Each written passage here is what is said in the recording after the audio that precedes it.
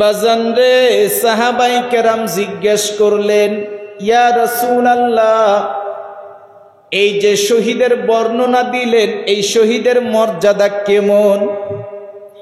আমার দয়ার নবী ডাক দিয়া বলে, সাহাবী রে,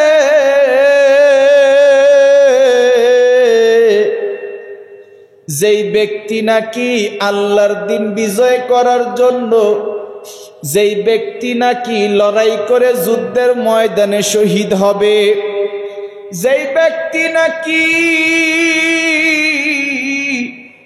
আল্লাহর রাস্তায় দিন কায়েম করার জন্য কাফেরদের মোকাবেলায় শহীদ হবে, যখন নাকি ওই ব্যক্তি শহীদ হবে, ওই শহীদের রক্ত জমিনে পড়ার আগেই আল্লাহ পিছের সব গুনাহ মাফ করে দেয়।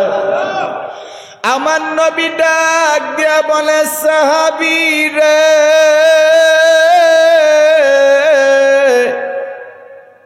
একটা কথা মনে রাখবা, যেই ব্যক্তি শহীদ হয় তাদের দাফন কাফনের দরকার হয় না, কারণ যারা শহীদ হবে তাদের এই রক্ত এবং জামা সহিত দাফন করা হয়। কারণ কাল কিয়ামতের ময়দানে সবাই যখন উলঙ্গ উঠবে গো, আল্লাহ শহীদদেরকে ডাক দিবে, শহীদরা বাজান, যেই জামা এবং রক্ত গায়ে মাখানো, এই রক্ত সহই কিয়ামতের মাঠে উঠা দাঁড়ায়া যাবে। আমার নবী ডাক দিয়া বলে, সাহাবী, আর একটা কথা মনে রাখবা, কিয়ামতের মাঠে এই শহীদরা যখন দাঁড়ায়া যাবে, আমার আল্লাহ জিজ্ঞাসা করবে, তোমরা কারা? এই শহীদরা বলবে, জমিনের মালিক,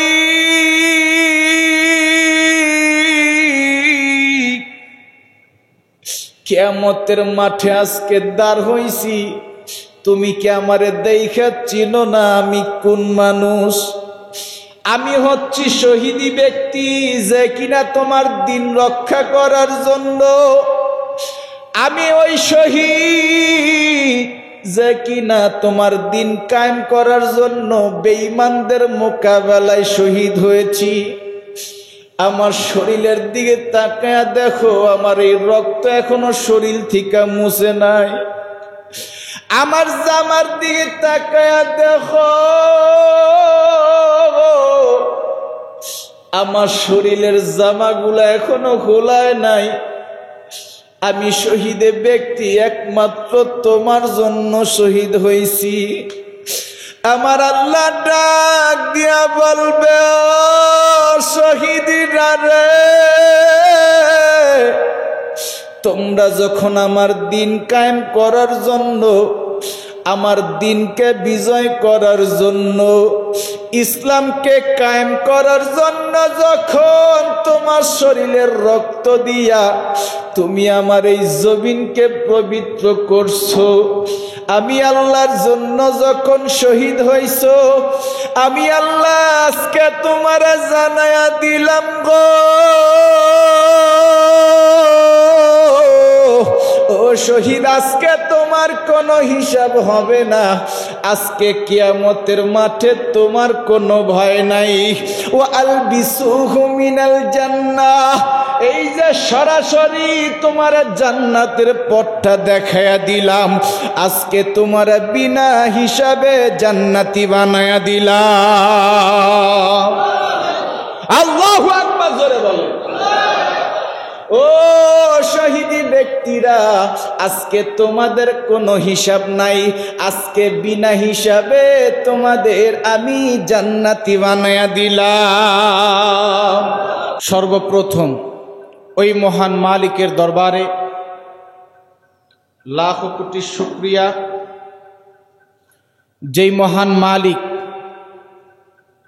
আপনাকে আমাকে আল্লাহর ঘর মসজিদে আসার বসার সুযোগ করে দিয়েছেন। এই জন্য আপনারা খুশি না বেজার? যদি সত্যিকারই খুশি হয়ে থাকেন, যেই মহান মালিক আপনাকে আমাকে আল্লাহর ঘরে আসার সুযোগ করে দিয়েছেন, তার শুকর আদায় করা দরকার আছে না নাই? আরো জোরে বলতে হবে, আছে না নাই? এই জন্য আমরা সকলেই আল্লাহ পাকের শুকর আদায় করি, আলহামদুলিল্লাহ।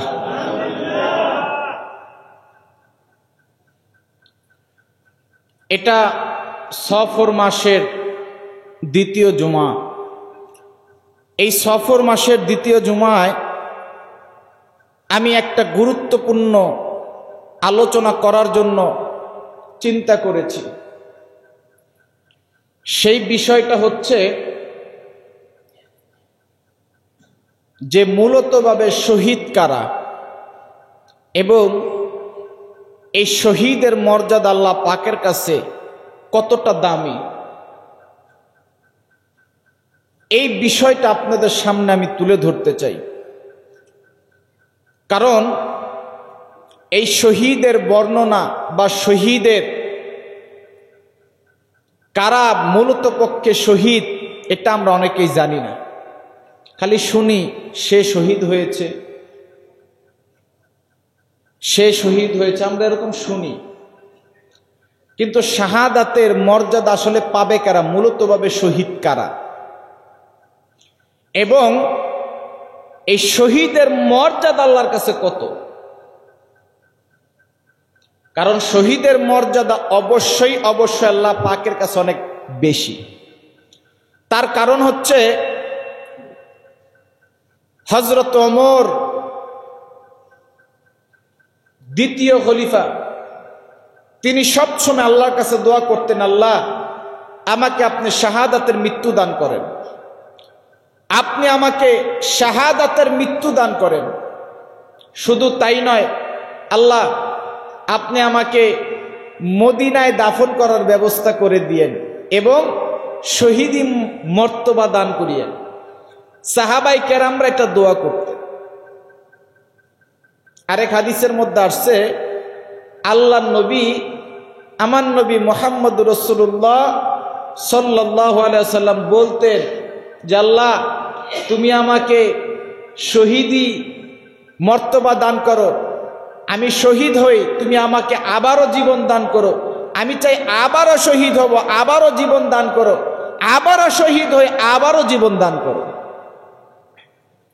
আল্লাহ নবী যেহেতু বলছে যে আমার মনে চায় আমি শহীদ হই, আল্লাহ আমাকে আবারও জীবন দান করবে, আমি আবারও শহীদ হব, আবারও জীবন দান করবে।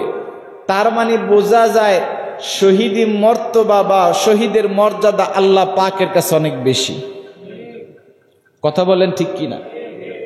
এই জন্য আমি নিয়ত করেছি যে শহীদ কাদেরকে বলা হয়।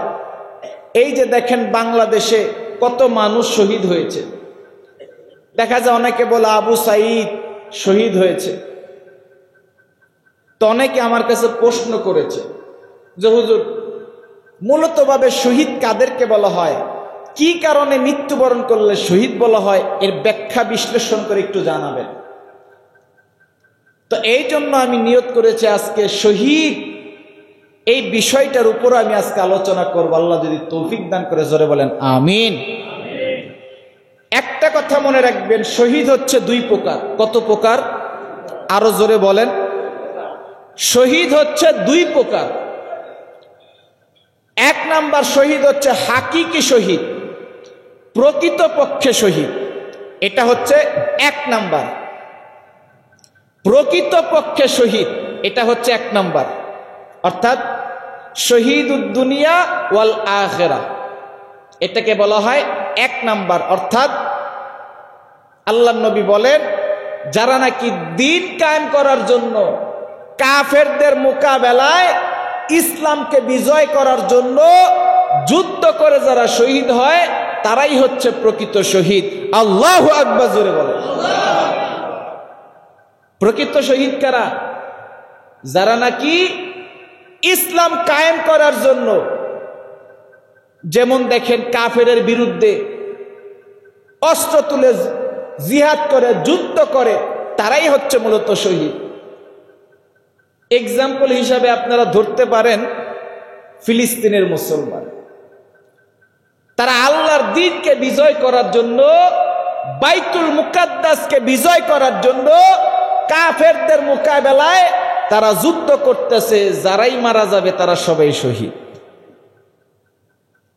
আল্লাহর নবী আরো বলেন যে তবে হ্যাঁ, নিয়ত থাকতে হবে যে আমি আল্লাহর জন্য শহীদ হচ্ছি।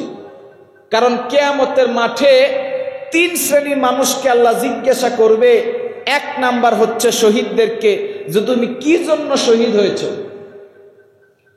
এই কথা বলার পরে শহীদরা বলবে, আল্লাহ আমি তো তোমার জন্য শহীদ হয়েছি। আমার আল্লাহ বলবে, না, আমার জন্য শহীদ হও নাই, শহীদ হয়েছ। মানুষ তোমাকে বীর বলবে, মানুষ তোমাকে যোদ্ধা বলবে, মানুষ তোমাকে সাহসী বলবে, মানুষ তোমাকে শহীদ বলবে, এই জন্য শহীদ হয়েছ।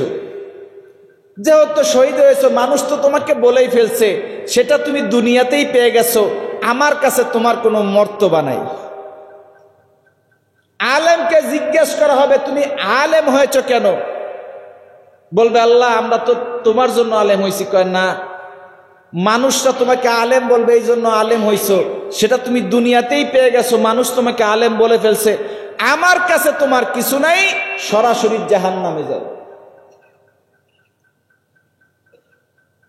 দানবীরকে ডাক দিবে, হে দানবীর, এত টাকা পয়সা দান করতা, এত অর্থ সম্পদ ছিল, মসজিদ করছো, মাদ্রাসা করছো, এত দান করছো, তো দান কি জন্য করছো? আল্লাহ দান তো করছি তোমার জন্য। আল্লাহ বলবে, তুমি মিথ্যা কথা বলতেছো, দান তুমি আমার জন্য করো নাই, বরং মানুষ তোমাকে দানবীর বলবে, এলাকার মধ্যে একটু সম্মান পাওয়ার জন্য দান করছো। মনে রাখো, এই দানের দ্বারা মানুষ তোমাকে দানবীর বলে ফেলছে, সেটা দুনিয়াতেই পাইছো, আমার কাছে তোমার কোনো মর্তবা নেই, যাও জাহান্নামে যাও। শহীদ যাবে জাহান্নামে, এই দানবীর যাবে জাহান্নামে, আলেম যাবে জাহান্নামে। 1 নাম্বার কারণ, তার নিয়ত আল্লাহর জন্য ছিল না। এই জন্য নেক আমল যেটাই হোক সেটা করতে হবে কার জন্য? আরো জোরে কন, কথা বলে না, আরো জোরে কন, আল্লাহর জন্য। যাই করেন আল্লাহর জন্য করতে হবে। এবং এই যে জিহাদ, এটা হচ্ছে 1 নম্বর প্রকার, যারা আল্লাহর দ্বীনকে বিজয় করার জন্য যুদ্ধ করে তারাই হচ্ছে প্রকৃতপক্ষে শহীদ। আল্লাহর নবী বলেন, আরেকটা সহিহ হাদিসের মধ্যে আসছে, সহিহ বুখারীর মধ্যে 1115 নম্বর হাদিসের মধ্যে, সাহাবাই কেরামকে জিজ্ঞেস করছে, ও সাহাবীরা, তোমরা বলো তো যে শহীদ কারা? সাহাবীরা বলে, ইয়া রাসূলুল্লাহ, শহীদ আবার কারা? যারা নাকি আল্লাহর দ্বীনকে বিজয় করার জন্য আল্লাহর রাস্তায় যুদ্ধ করে, জিহাদ করে, নিজের জীবনকে উৎসর্গ করে দেয়, তারাই শহীদ, মৃত্যুবরণ করে। আমার নবী বললে, হ্যাঁ, এটাও এক প্রকার শহীদ, এটাও এক প্রকার শহীদ, তবে এটা হচ্ছে শহীদে হাকিকি। এটা হচ্ছে কি? শহীদে হাকিকি। তবে মনে রাখতে হবে, আরেকটা আছে শহীদুদ দুনিয়া, অর্থাৎ শহীদুল আখিরা। কারণ যারা আল্লাহ রাস্তায় শুধু জিহাদ করবে তারাই যদি শহীদ হয়, তাহলে শহীদ কয়জনরে খুঁজে পাওয়া যাবে? তেমন কোন ব্যক্তিকে খুঁজে পাওয়া যাবে না, তেমন বেশি সংখ্যক পাওয়া যাবে না। আল্লাহ নবী বলেন যে, সাহাবীরা মনে রাখো, শহীদ মূলত পক্ষে যারা আল্লাহ রাস্তায় জিহাদ করে তারাও শহীদ। তেমনি ভাবে আরো কিছু নবী বর্ণনা দিলেন যে কারা কারা শহীদ। তাদের মধ্যে কারা কারা? 1 নম্বরে যারা নাকি মহামারীতে মারা যাবে তারাও শহীদ। আরো জোরে কন, যারা নাকি কি করবে? মারা যাবে। এই যে মহামারী করোনা ভাইরাস এসেছিল, আপনারা জানেন, এই মহামারীর মধ্যে যারা মারা গেছে তারা শহীদ। যারা মহামারীর মধ্যে মারা গেছে তারা শহীদ। আল্লাহ নবী বলে, ও সাহাবাই কেরাম, মনে রাখবা, যারা মহামারীর মধ্যে মারা যায় তারাও শহীদ। এবং 2 নম্বরে হচ্ছে যারা নাকি এই পেটের বিড়ায় মারা যায়, পেটের কোনো রোগে মারা যায়, তারাও হচ্ছে শহীদ। কারো মুখে সুবহানাল্লাহ বের হয় না। এই যে শহীদের এত মর্যাদার কথা বলতেছি, সুবহানাল্লাহ তো আসতে, একটু জোরে সুবহানাল্লাহ বলা যাবে তো? যাবে। আমি এক একটা করে বলবো, যদিও মাইকের আওয়াজ নাই, কিন্তু আপনাদের আওয়াজে যেন মানুষ শুনতে পারে। আল্লাহু আকবার জোরে বলেন। আরে মুমিনের শক্তি থাকবে, যদিও বেঈমানদের সামনে দাঁড়া করে দেয়, তাদের একজনের কণ্ঠ বেঈমানদের 1000 কণ্ঠের সমান হবে। কথা বলেন ঠিক কিনা? এই জন্য সুবহানাল্লাহর আওয়াজ তো জোরে দিবেন, যেন মনে হয় এই মসজিদে হাজার হাজার মানুষ। কথা ঠিক আছে? আমার নবী বলেন, ও সাহাবীরা, যারা নাকি পেটের বিড়ায়, পেটের কোনো রোগে মারা যায়, তারাও হচ্ছে শহীদ। ও সাহাবীরা, মনে রাখবা, যারা নাকি পানির মধ্যে ডুবে মারা যায়, তারাও হচ্ছে শহীদ। আমার নবী বলে, ও সাহাবীরা, আরেকটা কথা মনে রাখবা, যারা নাকি আগুনে পড়ে মারা যায়, তারাও শহীদ। আমার নবী বলে, ও সাহাবীরা, মনে রাখবা, যারা নাকি এই যে ফুসফুসের সমস্যায়, ফুসফুসের ক্যান্সার, এই ফুসফুসের কোনো রোগে যদি মারা যায়, তারাও হচ্ছে শহীদ। ও সাহাবীরা, যারা নাকি নিজের সম্পদকে রক্ষা করার জন্য মারা যায়, তারাও হচ্ছে শহীদ। যারা নাকি নিজের অধিকার পাওয়ার জন্য লড়াই করে মারা যায়, তারাও হচ্ছে শহীদ। যারা নাকি পরিবারকে সেভ করার জন্য মারা যায়, তারা হচ্ছে শহীদ। তার মানে বোঝেন, নিজের অধিকার পাওয়ার জন্য যারা মারা যায়, তারা কি হয়? জোরে বলেন। এই জন্যই দেখেন, এই যে আবু সাইদকে যে শহীদ বলা হয়, তার কারণ হচ্ছে তারা মাঠে নেমেছিল। 1 নাম্বার কারণ, তারা নিজের অধিকারের জন্য। এই জন্য ওলামায়ে কেরাম এর ব্যাখ্যা করেন যে নিজের অধিকারের জন্য যদি কি হয়, নিজের অধিকারের জন্য যদি মাঠে ময়দানে লড়াই করে মারা যায়, তাকে বলা হয় শহীদ। এই বিষয়টা আজকে আপনাদের সামনে তুলে ধরলাম। এখন আপনারাও বলতে পারবেন যে কারা শহীদ আর কারা শহীদ না। আপনাদের এলাকার মধ্যেও তো কত মানুষ মারা যায়, যাতে আপনারা বলতে পারেন কে শহীদের মর্যাদা পাবে, কে পাবে না। এই জন্য আজকের এই আলোচনাটা আপনাদের সামনে আমি তুলে ধরলাম।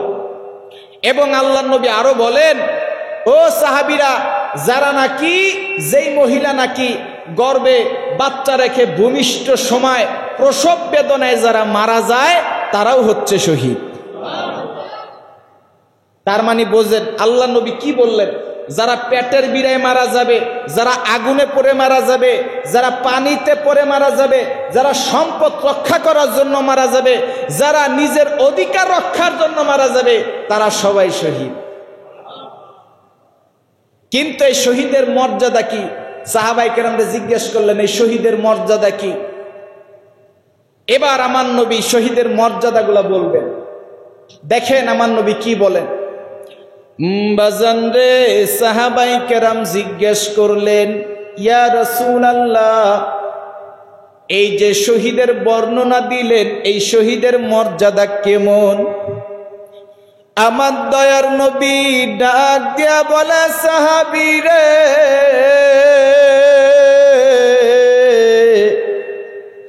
যেই ব্যক্তি নাকি আল্লাহর দিন বিজয় করার জন্য, যেই ব্যক্তি নাকি লড়াই করে যুদ্ধের ময়দানে শহীদ হবে, যেই ব্যক্তি নাকি আল্লাহর রাস্তায় দিন কায়েম করার জন্য কাফেরদের মোকাবেলায় শহীদ হবে, যখন নাকি ওই ব্যক্তি শহীদ হবে, ওই শহীদের রক্ত জমিনে পড়ার আগেই আল্লাহ পিছের সব গুনাহ মাফ করে দেয়। আমার নবী ডাক দিয়া বলে, সাহাবী রে,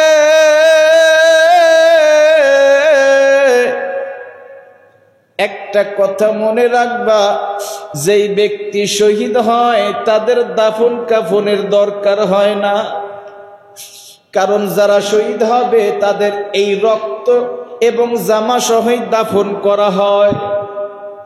কারণ কাল কিয়ামতের ময়দানে সবাই যখন উলঙ্গ উঠবে গো, আল্লাহ শহীদদেরকে ডাক দিবে, শহীদরা বাজান যেই জামা এবং রক্ত গায়ে মাখানো, এই রক্ত সহই কিয়ামতের মাঠে উঠা দাঁড়ায়া যাবে। আমার নবী ডাক দিয়া বলে, সাহাবী আর একটা কথা মনে রাখবা, কিয়ামতের মাঠে এই শহীদরা যখন দাঁড়ায়া যাবে, আমার আল্লাহ জিজ্ঞাসা করবে তোমরা কারা?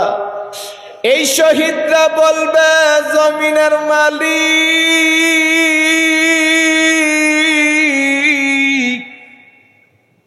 কিয়ামতের মাঠে আজকে দাঁড় হইছি, তুমি কি আমারে দেখা চিনো না আমি কোন মানুষ?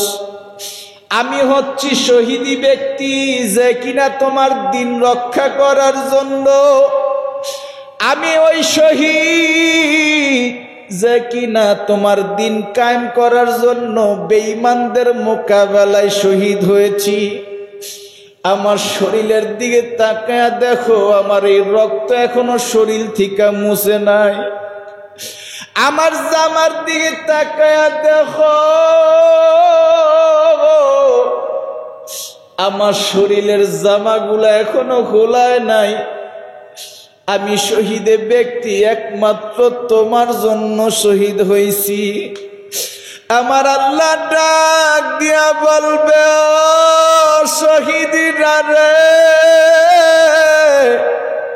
তোমরা যখন আমার দিন কায়েম করার জন্য, আমার দিনকে বিজয় করার জন্য, ইসলামকে কায়েম করার জন্য যখন তোমার শরীরের রক্ত দিয়া তুমি আমার এই জমিনকে পবিত্র করছো, আমি আল্লাহর জন্য যখন শহীদ হইছো, আমি আল্লাহ আজকে তোমারে জানায়া দিলাম গো, ও শহীদ, আজকে তোমার কোনো হিসাব হবে না। আজকে কিয়ামতের মাঠে তোমার কোনো ভয় নাই।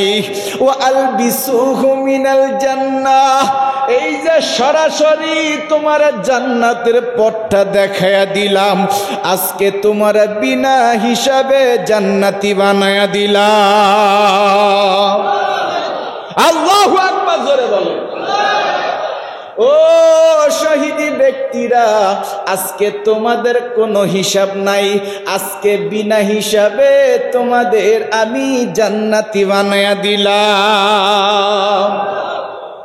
তার মানে শহীদি ব্যক্তিরা বিনা হিসাবে জান্নাতি, বিনা হিসাবে শহীদেরা জান্নাতি। তাদের এই রক্ত জমিনে পড়ার আগে, বেঈমানরা যখন নাকি মারবে, মৃত্যুর আগেই রক্ত জমিনে পড়ার আগে শহীদি ব্যক্তির পিছের সব গুনাহ মাফ হয়ে যায়। এবং এই যে শহীদ ব্যক্তি, কবরের আযাব আল্লাহ মাফ করে দেয়। কিয়ামতের মাঠে শহীদি ব্যক্তিকে সোজা বিনা হিসাবে আল্লাহ জান্নাত দান করবে। জোরে কোন আল্লাহু আকবার। তার মানে প্রত্যেকটা মানুষের জীবনে একটাই আশা থাকতে হবে, আল্লাহ যেন আমাদেরকে শহীদি মর্তবা দান করে, শাহাদাতের মৃত্যু দান করে। কথা বলেন ঠিক কিনা? কারণ মৃত্যু তো হয়েই যাবে, মৃত্যু যে হবে এটা কি অনিশ্চিত না নিশ্চিত? কিন্তু আজকে আমরা শহীদি মৃত্যু চাই না। মনে রাখেন, নবীর ইজ্জতের জন্য মাঠে ময়দানে লড়াই করে মারা যাবে, সেও শহীদ। বেঈমানদের মোকাবেলা, যারা কোরআনের বিরুদ্ধে কথা বলবে, তাদের মোকাবেলা করে মারা গেলেও তারাও শহীদ। এই জন্য মাঝে মধ্যে নাস্তিকদের মোকাবেলায়, কোরআনের বিরুদ্ধে যারা কথা বলবে তাদের মোকাবেলায় মাঠে নামা দরকার আছে না নাই? আরে সাহাবায়ে কেরামরা বলতো, এক মহিলা বলতো, তুই নবীর সাথে জিহাদে যাবি, তুই শহীদ হবি, আমি কিয়ামতের মাঠে বলবো শহীদের মা। তাদের হিম্মত ছিল, আমি একজন শহীদের মা হব, আমি একজন শহীদের বাবা হব। সাহাবায়ে কেরামরা নিজে শহীদ হতেন, আর না হয় সন্তানদেরকে যুদ্ধের ময়দানে পাঠিয়ে দিতেন, আর না হয় তাদের নাতিদেরকে যুদ্ধের ময়দানে পাঠাইতেন। বলতেন, হয় আমি নিজে শহীদ হব, আর না হয় শহীদের বাবা হব, আর না হয় অন্তত শহীদের দাদা অথবা নানা হব। কারণ কিয়ামতের মাঠে যেন বলতে পারি, আল্লাহ আমি একজন শহীদের বাবা, আমি একজন শহীদের নানা। এই জন্য কখনো যদি এই যে ইসলামের জন্য, কোরআনের জন্য, এই নবীর পক্ষে নিয়ে যদি মাঠে ময়দানে যাওয়া দরকার হয়, এই জন্য কি ঘরে লুকিয়ে থাকতে হবে নাকি মাঠে ময়দানে যেতে হবে? কথা বলে না। কারণ আমাদের বাংলাদেশে তো আর কাফের নেই, আছে? কাফেরদের মোকাবেলায় জিহাদ আমাদের বাংলাদেশে সম্ভব না, না, এটা স্বাধীন দেশ। ফিলিস্তিনে হয়তো বা বেঈমানদের পক্ষে, কাফেরদের পক্ষে যুদ্ধ করে, বাংলাদেশে তো নাই। বাংলাদেশে আপনি শহীদি মর্তবা পাবেন যখন নবীর পক্ষে কথা বলার জন্য মাঠে ময়দানে যাবেন, কোন নাস্তিকদের বিরুদ্ধে মাঠে ময়দানে যাবেন, যারা কোরআনের বিরুদ্ধে কথা বলবে তাদের বিচার চাওয়ার জন্য মাঠে ময়দানে গিয়ে যদি মৃত্যুবরণ করেন, মনে রাখেন আর তো বাংলাদেশে শহীদি মর্যাদা পাবে। এই জন্য যখনই কোরআন নবীর বিরুদ্ধে কথা আসবে, মাঠে ময়দানে ঝাঁপিয়ে পড়ার জন্য রাজি আছেন ইনশাআল্লাহ। আল্লাহ আমাদেরকে শহীদি মর্তবা দান করুক, জোরে বলেন আমিন। কারণ মৃত্যু তো হয়েই যাবে, ভালোভাবে থাকেন খারাপভাবে থাকেন, টাকা থাকুক আর না থাকুক, মৃত্যুবরণ হতেই হবে। কথা বলেন ঠিক কিনা? আজকে দেখেন আমরা সন্তানের জন্য 1000 কোটি টাকা কামাই সন্তানের জন্য, অথচ সন্তানরা বিদেশে ঠিকই থাকে কিন্তু নিজে অপমানিত অপদস্থ হয়ে এরপর লাঞ্ছিত হয়। এই টাকার কোনো মূল্য নেই। কথা বলেন ঠিক কিনা? তার এটা জ্বলন্ত প্রমাণ আপনারা দেখেছেন। কারণ এটা আমি বলতে চাই, এটা আমাদের জন্য একটা শিক্ষা, শুধু আপনাদের না, আমার নিজের জন্য শিক্ষা। ফেসবুকের মধ্যে দেখলাম, দেখে খুব আফসোস লাগলো। বাংলাদেশের আইনমন্ত্রী এবং সালমান এফ রহমান, তাদের টাকা কত আছে তারা নিজেরাও জানে না। কথা বলেন ঠিক কিনা? এই সালমান এফ রহমান তিনি 1000 কোটি টাকার মালিক, 1000 কোটি টাকার মালিক। লাশ পর্যন্ত তিনি বাঁচার জন্য দাড়িটাও শেভ করছে, নবীর সুন্নতটা ফালাইয়া দিছে। এরপরে যখন ধরা খাইছে, এইভাবে হাত দুইটা পাও দুইটা বাইটা বসায় রাখছে। গত মাসেও যাদের এত প্রভাব ছিল, এত ক্ষমতা ছিল, এত অর্থ ছিল, আজকে দেখেন মাসের ব্যবধানে তাদের কিচ্ছু নাই। এটা বাবা সবার জন্য একটা শিক্ষা, আমার জন্য সবচাইতে বড় শিক্ষা। দেখেন তারা টাকা কামাই করছিল বিবির জন্য, বাচ্চার জন্য। বিবি বাচ্চা আজকে বিদেশে কত সুন্দর ভালো আছে, অথচ তারা আজকে ভালো নাই। আপনি কার জন্য টাকা কামাই করেন? এই টাকার কি মূল্য আছে? এই সম্পদের কি মূল্য আছে?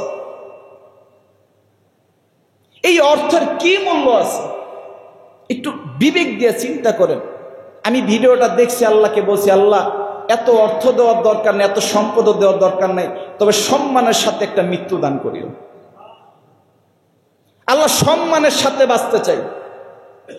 এত ক্ষমতা দরকার নাই, এত অর্থের দরকার নেই, যতটুকু প্রয়োজন ততটুকু দিও, সম্মানের সাথে মৃত্যু দিও। কারণ যেই বিবির জন্য টাকা কামাই করুম, 1000 কোটি টাকা বিবিদেরকে বিদেশে পাঠিয়ে দিব, তারা ভালো থাকবো, কিন্তু অবৈধ পথে যে সম্পদ অর্জন করছি, এর জন্য লাঞ্ছিত আমাকে হতে হবে, এর জন্য জবাবদিহি তো দুনিয়া আমাকে করতেই হবে, আখিরাতেও এর আযাব পোহাইতে হবে। এর আযাব কিন্তু বিবি বাচ্চা কেউ পোহাবে না। কথা বলেন ঠিক কিনা? তাহলে আপনি কার জন্য টাকা কামাই করেন? হ্যাঁ, কামাই করতে হবে বিবি বাচ্চার ভরণ পোষণের জন্য, স্বাভাবিক সংসার চালানোর জন্য যতটুকু দরকার, ভালো একটা বাসস্থানের জন্য যতটুকু দরকার করেন।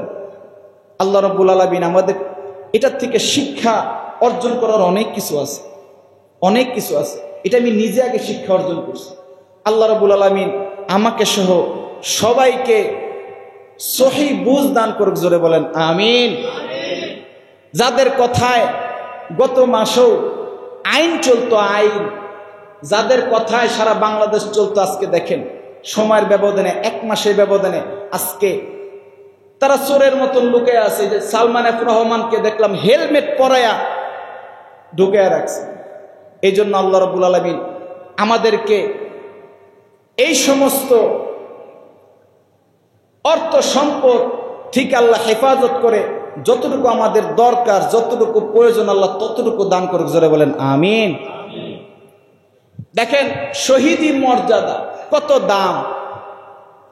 সাহাবায়ে কেরামের একটাই নিয়ত ছিল, আল্লাহ জীবনে কিছু চাই না, শহীদি মর্তবা চাই, শহীদি মৃত্যু চাই।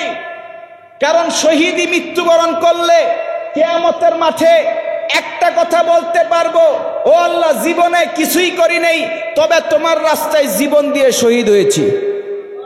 কথা বলেন ঠিক কিনা? বাজান রে, আপনারা সকলেই জানেন হানজালার শহীদের ঘটনা। সাহাবায়ে কেরাম শহীদ হওয়ার জন্য পাগল।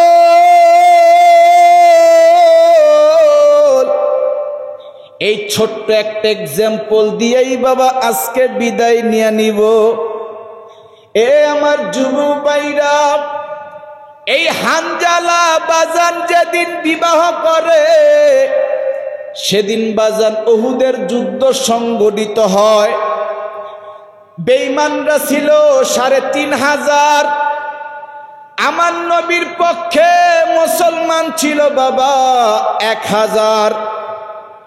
যখন নাকি বাজান উহুদের ময়দানে বেঈমানদের সাথে এই মুসলমানদের সাথে যুদ্ধ লাইগা যায় গো বাবা, বেঈমানদের সাথে যুদ্ধের এক বেলায় মুসলমানরা বিজয় দান করে, কিন্তু মুসলমানদেরকে বেঈমানগুলা পিছ থেকে এমন ভাবে বাবা আক্রমণ করছে, মুসলমানগুলা বাজান ছত্রছায়া হারায়া ফেলছে। যখন নাকি আবার মুসলমানদেরকে মারা শুরু করে দিছে, কেমন যেন সংবাদ ছড়ায় পড়ছে আমার নবী মৃত্যুবরণ করছে। এই সংবাদটা সাহাবায়ে কেরামের কানে পৌঁছায়া গেছে গো।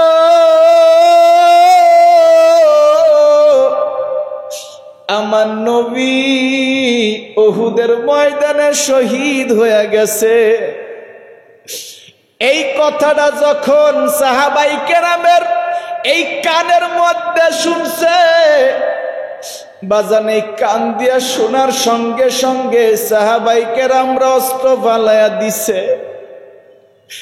এই পৃথিবীর জমিনে যার জন্য যুদ্ধ করব গো, ওই মানুষটা যখন নাই, আর যুদ্ধ করে কি হবে? এই খবরটা কেমনে যেন আবার মদিনা পর্যন্ত চলে গেছে। বাজান হানজালা ছিলেন একজন সাহাবী। বাজান সেদিন তার ছিল বিবাহ, অর্থাৎ বাসর রাত্র। এই হানজালা বউকে নিয়ে বাসর ঘরে ঢুকছে। বাবা স্বামী স্ত্রীর সম্পর্ক যেটা হওয়ার সেটাও হইছে। গভীর রাত্রে কানে আসছে, হানজালা রে, তুই তো বিবাহ করে বউ নিয়া ঘুমাস, কিন্তু নবী তো উহুদের মাঠে নাই।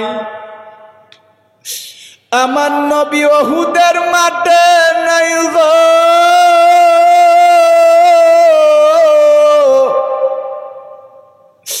আজকে নবী নাই, আর তুই বউ নিয়ে ঘুমাস। হানজালা বাজান সঙ্গে সঙ্গে লাফ দিয়া দাঁড়ায়া গেছে। বাজান বাসর ঘরে বিবিরে রাখছে। বাসর ঘরে বিবিরে রাইখা বিবিরে বলে, বিবিরে, উহুদের ময়দানে আমার নবী শহীদ হবে, আর আমি বউ নিয়া থাকবো, এটা হইতে পারে না। আমি হানজালা উহুদের ময়দানে যাব।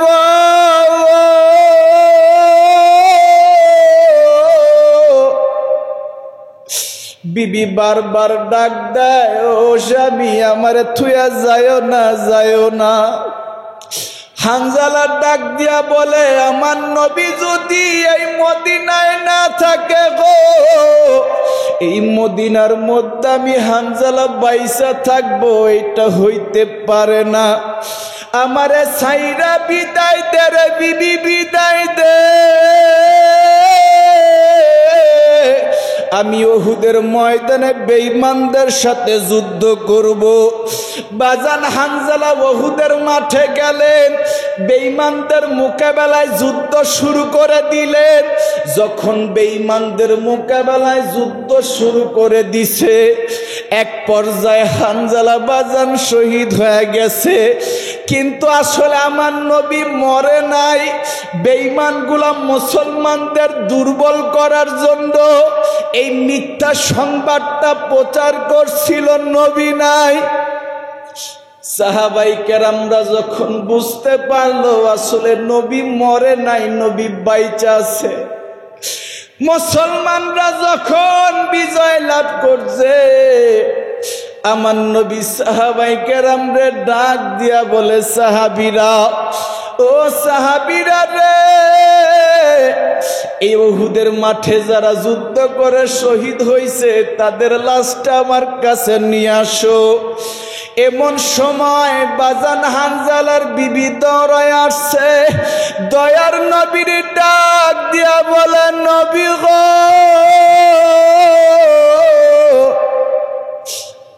একজন আপনার সাহাবী হানজালা আজকে বাসর রাত থেকে উহুদের মাঠে আসছে, আপনি একটু খোঁজ নিয়ে দেখেন না তার লাশটা কোথায় আছে। ও নবী, আরেকটা কথা হইল, আজকে বাসর রাত্রে স্বামী স্ত্রীর সম্পর্ক যে সহবাস হয় আমার সাথে তাও হইছে। হানজালারে আপনি ফরজ গোসল না করাইয়া আপনি কবরের মধ্যে হানজালারে রাইখেন না নবী। কারণ নবী হানজালা যখন শুনছে দয়ার নবী মায়ার নবী উহুদে নাই গো, হানজালা ফরজ গোসল করে নাই, যুদ্ধের জন্য বাজান প্রস্তুতি নিছে। নবী গো, আপনি একটু তার লাশটাই না ফরজ গোসল করে আর দাফন দিয়ে। এ আমার যুবক ভাইরা, ইতিহাস ভুলে গেলে চলবে না। মুসলমান এমন জাতি, বউ রেখে উহুদে যাওয়ার জাতি মুসলমান জাতি। আমার নবী সাহাবীদেরকে ডাক দিয়া বলে, হানজালার লাশটা একটু দেখো কোথায় আছে। সাহাবাই কেরামরা বাজান সমস্ত লাশগুলো আনছে, দেখে হানজালার লাশ নাই, হানজালার মৃতদেহটা পাওয়া যায় না। আমার আল্লাহ জিবরাইলকে পাঠিয়ে দিছে, জিবরাইল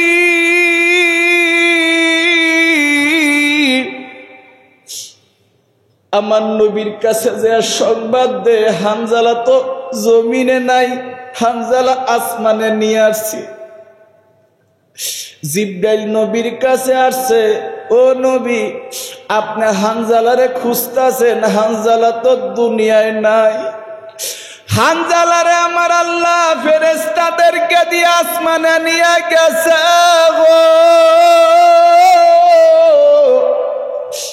এই হানজালারে আমার আল্লাহ জান্নাতি পানি দিয়া গোসল দিছে। এই হানজালারে আমার আল্লাহ ফেরেশতাদেরকে দিয়া গোসল দিছে। আপনি টেনশন করেন না, গোসল শেষ হইলে হানজালারে দিয়ে যাবে। কতক্ষণ পর দেখে হানজালার লাশটা পড়ে আছে। সাহাবাই কেরামরা যখন নিয়ে আসছে, আমার নবী যখন দাড়ির মধ্যে হাত দিছে, দেখে দাড়িগুলা এখনো ভিজা। ফেরেশতারা জান্নাতি পানি দিয়ে গোসল দিছে। আমার আল্লাহ হানজালারে ধরে বলে, হানজালা রে, আমি তোর কথা বলবো না রে, বলবো না। যিনি বউ রেখে বাসর ঘর রেখে আমার জন্য জিহাদ হয় রে, কিয়ামতের মাঠে আমি আল্লাহরে বলবো, মালিক, আমার হানজালা বউ রাইখা উহুদের মাঠে আসছিল, আমি হানজালারে থুইয়া আমি জান্নাতে প্রবেশ করব না। ও আল্লাহ, তুমি হানজালারে শহীদি মর্যাদা দান করো। ও সাহাবীরা রে, একটা কথা মনে রাখো, হানজালারে যেই পোশাক আছে এই পোশাক সহ এই শহীদদেরকে দাফন কাফন করো। হানজালারে বাজার এই অবস্থার মধ্যেই দাফন কাফন করলেন।